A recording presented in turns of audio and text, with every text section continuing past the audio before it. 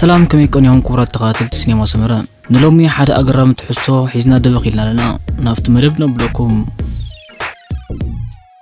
أبت نبرو الحبرتسب يكون كبابي ملوط عنا كراتن كله وزيد السب كوتيلن نازل بترفض أوزع دلكا عنا يكون ملو أكرات جلس سبات ناب تفاعل مع أكل الجيمنازيوم ويستفاعل سبورتاو من قصاصنا كايرو تم صبوت عنا نكات نزونو مليسوم نورم قرص أكرات كل اللي رأيهم بأنصار جلس سبات أب تحت فت أري عنا ونميحش بتفاعل مغنيات نزفرس قرص أكراتهم كم عراي تعتوم بخال إشان أخون جلس سوات كوسمتيكس تكيمهم بعلمنا أشون نمثال نمتبغنا مالتاس وزيهم أنت خلنا نايزنا جيمنازيوم يكون سبورتام من قصاص يرم ولا أنت توسخ كوسمتيكس حاوسهم كقيروا ويون كحبوا زي كله توسخ أكاد تعدلون سوات أفزع علم زنور لهم إذا مستوسخ أكادهم تولد سوات أبز خدوا بوتا يفتوا أتوكروا سوات مسحبوا يوم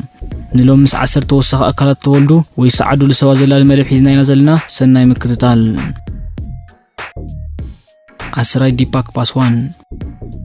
هنداو قلعيو انت خونه بغزين اسنتو خم قلع خزلن مس ميزان وقصادي تعدل سب انتي سلازغاطو مودادي عدلنيا قلع تبلو لخا تولو يهم باسوان ماكل افلبون كودون صقعتنيا ناي زي معبل مانتو ايدن اغرنا بقميس تقلقلو قلع سلازغونيو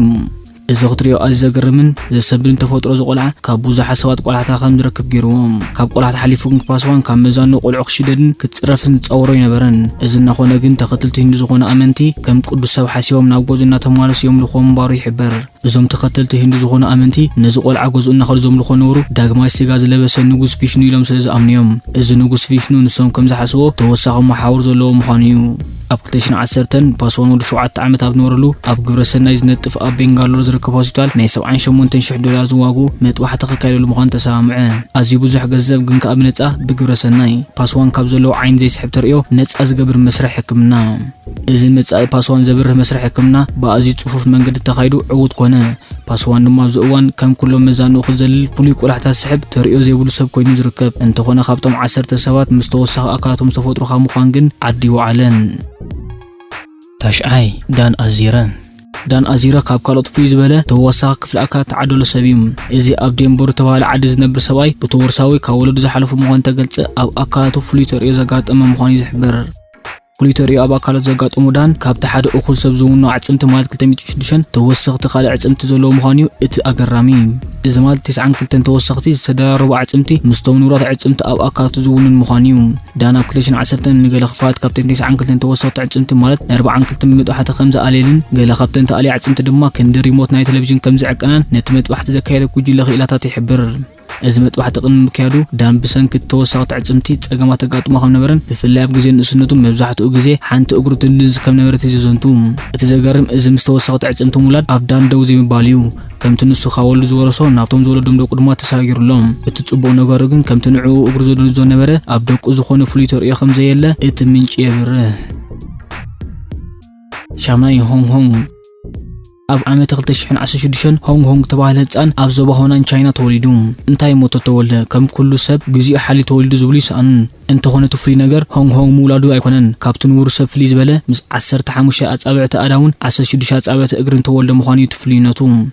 إذا خبصوا فليز بلا بدمر 10 حالة توسط عصمتي بزي عباي تتعدل هتسان ببولي دايتايزم تبعه كابتن ورسوز متسن كابز ولدو شحنات لان حالة تقع حمام قداي زخونيوم إذا خبط ورسوز محل حمام إن من هونغ من تقعو أو ولاديتو قاتي مخام نبرن ناي ولاديتو جن كامناتو زحاشة من بارون يزقلت ولاد هونغ أب أجار 10 تغلت تسابع تخلوان كله بتماسة لأب أداون 10 تغلت تسابع تستعدد كابنو ورسب بغلت تسابع تأجرن إيدن قبل زولت أديام إذا توسخت تسابعتي كاب أدنا ولادك حلفت عزب السترة دحر خاب جبرت سنة بحاجة زوهال $30 نت 30 حالنا تسابع تحسول دولادهم مت واحد المقبار ناب حكمنا 5 صدو يحبر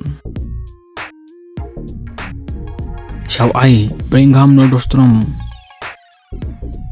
منالبات حادث سب سلسة قليت هالو تزبهال حانت بالعلى زونن عدلنيا زولي سأنو هونوم 4 زولو سوالو تتوايلو جن قلينا سخ كنبل نخلينا منالبات أمعول عدز نورو جن أزجع دنين يامبر مغنياتو كليتهم شويت أمزنور سوات ألوندو مخا كابتن كتا خليتهم ناي سب جن توسا قلالي تعدله بعد تقاي خلو دحر رايم بلون ብሪንግሃም ኖርዶስትሮም ዝተባሃለ ስዊዘርላንድ መንእሰይ ግን ንኹሉ ሰብ ዘገረመ ክረፂት ከብዱ 5 ኮላሊት ፂሩ ምህላው እዩ ትዛንታ ከም ስዕቢው ናይ ራግቢ ተጻዋታይን ተማሃራይን ሕግዝ ነበር ኖርዶስትሮም ኣብ 2009 ወዲ 28 ናብ ንብረሉ ውሽጡ ቃንዛ ስለ ተሰምዖ ናብ ሕክምና ከይዱ ምርመራ ይገብር ዘይሓሰብ ከየምርካብ ኣይመርጋማ ይምረቃ ከም ዝበሃል ግና እቲ ምርመራ ዝገበረሉ ሓኪም 5 ኮላሊት ከም ዘሎ እናተገረመ ሓበሮ ብተወሳኺ ነዘን ብልዓል ተዓደሉ ኮላሊት ንኸይኣልን ሕክምናዊ ማዕዳኡ ለጊሱ ናብ ገዝኡ ፋንዎ ምክንያቱ ነዞም ኮላሊት ከኣልዩ እንተፈቲኑ ዝኸበለ ፀገም ናይ ነርቭ ከውፅዕበሉ ስለ ዝኽእል ዝኾነ ይኹን ናይ ምልያን ስጉምቲ ከይወስድ ንዕኡ ዝሓሸ ሕክምናዊ ዋዕላ ለገሰሉ ኣብዚ እዋን 38 ዓመት ገይሩ ዘሎን ተወሳኺ ስለ ኮላሊት ተዓደለ ኖርዶስትሮም ክሳብ ሕጂ ኣብ ዓለም ዝበዝሐ ኮላሊት ዘለዎ ሰብ ኮይኑ ኣብ ምግስጋስ ይርከብ ኣብዚ እዋን ድማ በዓል 5 ኮሊትን ሙሉእ ጥዕናን ኮይኑ ይነብር ኣሎ ኣቐዲሞም ጓል 17 ዓመት ቻይናዊት ሰርቢያዊ ሰብኣይን 2 ኤውሮጳውያን ኣሕዋትን ድሕሪ 4 ኮላሊት ከም ዘለዎ ምርጋፁ ኣብ ዓለም ብብዝሒ ኮላሊት ኣብ ቅድሚት ተሰሪዖም ፀኒሖም ሻልሻይቲ ማርቶል ኮርቢን ኣብ 1898 ሓንቲ ካብ ከብድያ ተወሳኺቲ ማሕበር ሒዛ ዝወፀት ቆልዓ መዛረብ ናይቲ እዋን ኮይና ነይራ እዛ ማርቶል ኮርቢን ተሰሜት ኣገራም ተርእዮ ሒዛ ተወለደ ሰብ 2 ተወሳኺቲ ጎሎ ኣብ 2 ፀግዒ ሽምጣን ከምኡውን 2 ተወሳኺቲ ኣጋራ ሒዛ ናብዚ ዓለም ድበኽ ዝበለት ብፍላይተን ኣብ ውሽጢ 2 ዝደለላ ደጋማይን ኣጋር ለጊበን ነበረ ናይ ውሽጢ ዘይደለላ 2 ኣጋራ ፍልጥ ሰብ ክኾነ ኣኺለና እየን እንተኾነ ዘን ናይ ውሽጢ ኣጋራ ወላውን ተንቀሳቐሰን ኣዝየን ድኹማት ብምባረን ብእንጥራይ ጌራ ከም ደለያ ክትንቀሳቐስ ትኽእል ከም ዘይነበረ ታሪኽ ሂወታ የዘንቱ ኮርቢን እታ 4 ዝእግራ ጓል ካብ ቴክሳስ ተባሂላ ካብ ጓል 13 ዓመት ጀሚራ እናዞረት ምርኢት ብምርኣይ ነቲ ብተፈጥሮ ተዓደላ ተወሳኺ ኣጋር ከም ፀጋ ተቐቢላ ህቡብነት ክትረክብ ዝኽኣለት ኣብ መበል 19 ዓመታ ምስ ጄምስ ክሊንቶን ተመርዓ 4 ኣዋልድን ሓደ ወድን ዝወለደት ኣሜሪካዊት ናይ መድረኽ ኣቕራቢት ነበረት ኮርቢን ኣብ መበል 60 ዓመታ ካብዛ ምስ ተወሳኺት ኣካላታ ዘየሳናኽለት ዓለም ብሞት ዝተፈልየት ሓምሸይቲ ቤታን ጆርዳን ናይ ቤታን ጆርዳን ድማ ካብ ናይ ብንውር ሰብ ኣዝዩ ፍልይ ዝበለ ተርእዮ እዩ ኣብ 2009 ጓል 6 ዓመት ነበረት ቤታኒ ብሕክምናዊ መጻውዒ ኢቭማርክ ሳይንድሮም ዝተባሃለ ማለት ኣገራምን ናይ ውሽጣዊ ኣካላት ምምዝባል ዘጋጠመ ቆልዓ እያ እዞም ክትኣምኑ ኣዝዩ ኣሸጋሪ ኣብ ውሽጢ ኣካላት እዛ ቆልዓ ዘጋጠመ ምምዝባል ናይ ህዋስ ኣካላት ምስቶም ኣብ ዓለም ዘለዉ ተወሳኺ ኣካላት ተዓድሉ ሰባት ኣፀዊዕዋሎም እዛ ኣብ ዓዲ እንግሊዝ ተወለደት ንምዝባል ህዋሳት ኣጋጢማ ዘሎ ቆልዓ ኣብ ውሽጢ ከብዳ ካብ ንውር ሰብ ፍልይ ዝበለ ኣቀማምጣ ናይ ጽላም ከብዲ ሳምቡእ ከምኡውን ተወሳኺ ትላሊሽ ሒዛ ዝወፀት ምዃና እያ እቲ ካልእ ዘገርም ልባ ካብቲ ንውር ቦታ ዘይኮነስ ኣብ ዳሕረዋይ ክፋል ኣካላ ማለት ሕቑኣ ትርከብ ምዃኑ እዩ እቲ መስደመም እዚ ጥራይ ዘይኮነስ ሳምቡኣ እውን ኣብ ፀጋማይን የማን ሸነኽ ዘይኮነስ ኣብ ሓደ ሸነኽ ፀጋማይ ወገን ጥራይ ዝርከባ ኾና ፀላም ከብዳ እውን ኣብ ሕቑኣ ከም ትርከብ ከምኡውን 5 ተላሊሽ ከም ዘለዋን ነዛ ቆልዓ ምርመራ ዘካየደላ ፓትሪክ ዝተባሃለ ዶክተር ይገልጽ እዚ ዶክተር ናይ ቤታን ህዋሳት መብዛሕትኦም ኣብ ድሕሪቶም ዝርከቡ እዚ ኣብ ውሕዳት ኣጋጣሚ ዝረአ ተርእዮ ይኽብል ናይዛ ቆልዓ ተርእዮ ሳዕቲ ከም ዘጋጥም ዝገልጽ ተሰንፍስ እንኮላ ብልባ ብድሕሪት ትረአ ቤታኒ ካብ ሓደ ሰብ ብሰለስተ ላሊሽ ፀብለል ዝበለት ተኣምራታዊት ቆልዓ እያ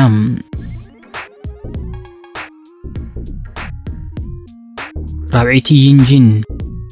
ቻይናዊት ይንጂን ከም ሂንዳ ወዲ ፓክፓስዋን ሓደ ዘይማዕበለ ጽግዕተኛ ማንታ ምስ ኣካላታ ሒዛ ዝተወለደት ኣፍሉጥ ዓለም ዝረኸበት ቆልዓ እያ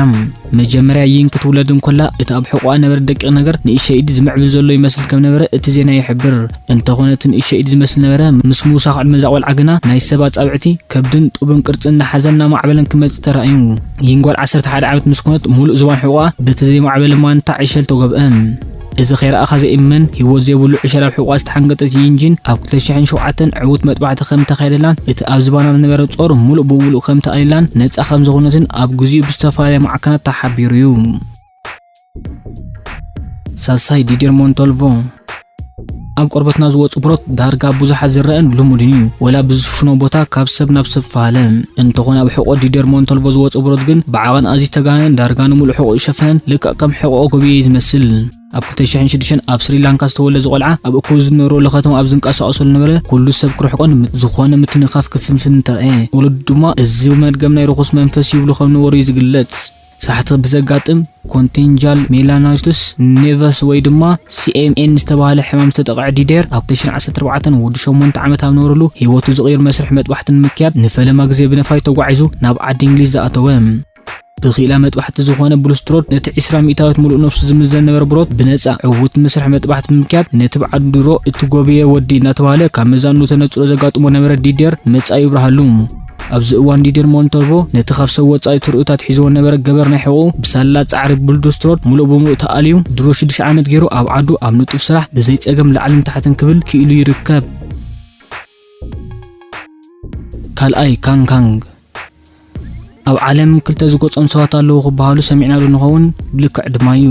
ምናልባት ዘይክእመን ይኽእል እዩ እንተኾነ ካንካንግ ተባሃለ ህፃን ክሳብ ሕጂ ዶኳትር ክበጽሑ ዘይከኣሉ ክልተ ገጽ ሒዙ ተወሊዱ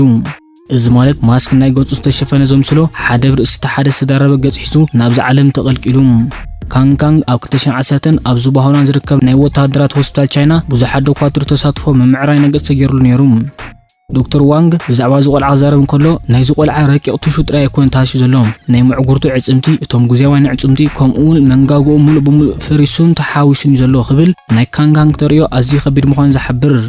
ሽሕኳ ዝቆልዓ ኣብ ግንቦት መስከረም 2010 ክልተ ግዜ ዕውት መጥባሕቲ ከም ዘካየደሉ ዶክተር ዋንግ ተሓበረ እንተኾነ እታ መጀመርያ መስራኤቶ ሙሉእ ኣካላታ ከም ደንዘዘ ዝገለጸት ወላዲቱ ውሉዳ ስሩዕ ምዕባለ ዕጽምቲ ገጽ ከርኢ ንኸባቢ 10 ዓመት ክትጽበ ከም ትግደድ ነገራ ኣብዚ እዋን ማለት ድሕሪ 10 ዓመት ካንካንግ ከመይ ከም ዘሎም ብጽጹይ ተፈልጠ ሓሬታ ከም ዘየለ ሜዲካል ዴይሊ ተረድእ እዚ ናይ ዝቆልዓ ተርእዮ ካብ 60,000 ዝውለዱ ሓንሳ ድማ ካብ 300,000 ዝውለዱ ህፃናት ከም ዘጋጥም ብመሰረት ዶኳትር እዛ መርበብ ሓበሬታ ትውስኽ ቀዳሚቲ ሃስል ጆንስ ናይ ሃስል ጆንስ ምናልባት ካብ ዞም ቀድሚዮም ዝረኣናዮም ተወሳኺ ተኣክላ ዘለዎም ሰባት ፍልይ ዝበለ እዩ ብፍላይ ካብ ደቂ ኣንስትዮ ብዝኾነ እዛ መንእሰይ ዝያዳ ዶ ወላ ሓለፋ ዘብላ ክልተ ርሕሚ እትውን ስለ ዝኾነት እያ ኣዝዩ ዘገርም ምናልባት ቅድሚ ሕጂ እንድዕንስኹም እምበር ኣነን መሳርሕተይን ሰሚዕናይን ፍልጥና ብዝኾነ ናትና ናብ ፀግዒ ቢልና ናይ ዛብ ዓለም ምስቶም ተወሳኺ ተኣክላት ተዓደሉ ኣግረምሳ ተጨብጪባ ዘላ ሃስል ጆንስ ክንዛረብ ሃስል ጆንስ ምስ ዚስ ሞርኒንግ ዝተባህለት ናይ ዓዲ እንግሊዝ መደብ ኣብ ዝገረቶ ቃለ ምሕትት ታሪክ ወታያ ነዚ ሕጂ ዓለም ክትፈልጦ ክኢላ ዘላ ኣገራሚ ትዕድልቲ ዝገለጸት ምስ AM8 read on Reddit ዝተባህለ ብዛዕባ ነፍሳ ዘለዋ ኩነታትን ደጊማ ኣብ ዝገረቶ ቃለ ምሕትት ድማ በዚ ዘለዋ ክልተ ረሕሚ ካብቶም ስእሊ ጽዩፍ ማለት ፖርኖግራፊ ዘስርሑ ትካላት ምስኦም ክትሰርሕ ኣማሲኡ ሚልዮናት ዶላር ክኸፍልዋ ምዃኖም ብቐጻሊ ሓትዋ ከም ነብሩ ገሊጻ ሽሕኳ ነዚ ሕቶ ዝነጸገት ሃስል ኣብ መጽሔታት ግን ክትቀርብ ከም ተሰማዕት ውስኽ በዚ ኮይኑ በቲ ሃስል ውናይት ክልተ ረሕሚ ብምዃን ኣብ ዓለም ካብቶም ተወሳኺ ተኣካላት ተዓደሉ ገለ ኣገረምቲ ገለ ኣፍራሕቲ ገለ እውን ግርምቢጥ ዝኾነ ትዕድልቲ ዘለዎም ሰባት ተሰሪዓ ትርከብ ብፍላይ ካብ ደቂ ኣንስትዮ ፍልይ ክትብል ክኢላ ኣላ